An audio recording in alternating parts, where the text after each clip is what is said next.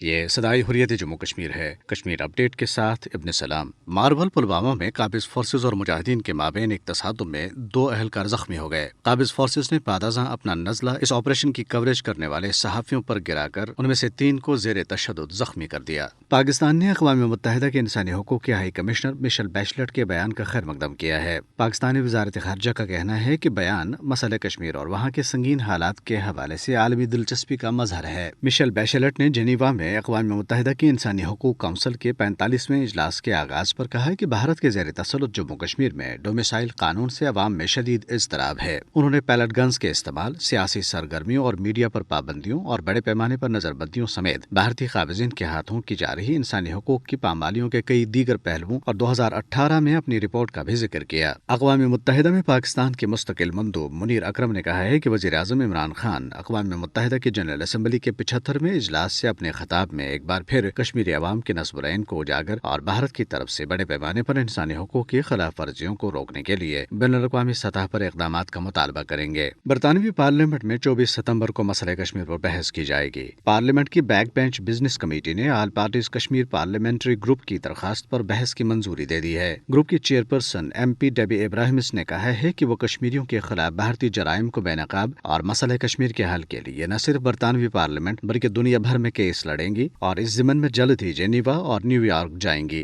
آج جمہوریت کے عالمی دن کے موقع پر کشمیر میڈیا سروس نے ایک تجزیاتی رپورٹ جاری کرتے ہوئے کہا ہے کہ غیر قانونی زیر تسلط جموں کشمیر میں عوام کو کوئی بھی جمہوری حق حاصل نہیں ہے اور مودی حکومت 1948 کے پیرس ڈکلیریشن سمیت تمام جمہوری اقدار اور بین الاقوامی قوانین کی دھجیاں اڑا رہی ہے۔ اپ ڈیٹ ختم ہوا۔ بھارت نے جمہوری اقدار اور بین الاقوامی قوانین کی خلاف ورزی کرتے ہوئے 9 لاکھ فوج کے ذریعے ریاست جموں کشمیر پر غیر قانونی قبضہ جمایا ہوا ہے۔ آزادی اور انسانی حقوق کا احترام اور حق خود ارادیت کا استعمال کسی بھی جمہوری معاشرے کا لازمی جزو ہے، تاہم بھارت کی نام نہاد جمہوریت کے تحت کشمیری عوام کو ان میں سے کوئی بھی بنیادی حق حاصل نہیں۔ مودی حکومت اپنی تمام تر فوجی طاقت کے بل پر جموں کشمیر میں جو کچھ کر رہی ہے وہ انسانی حقوق کے یونیورسل ڈکلیریشن کے آرٹیکل 3 کی صریحاً خلاف ورزی ہے، جس میں کہا گیا ہے کہ ہر شہری کو زندہ رہنے، آزادی اور سلامتی کا حق حاصل ہے۔ اسی اعلامیہ کے آرٹیکل 5 میں کہا گیا ہے کہ کسی بھی شخص کو ظلم و تشدد، غیر انسانی یا توہین آمیز سلوک یا سزا کا نشانہ نہیں بنانا چاہیے، لیکن حقیقت یہ ہے کہ بھارتی غاصب فوج گزشتہ سال 5 اگست کے بعد سے صرف ایک سال کے دوران 1480 سے زائد کشمیریوں کو بدترین ظلم و تشدد کا نشانہ بنا چکی ہے۔ اس عرصے کے دوران 14,000 سے زائد کشمیریوں کو جھوٹے مقدمات کے تحت گرفتار بھی کیا گیا۔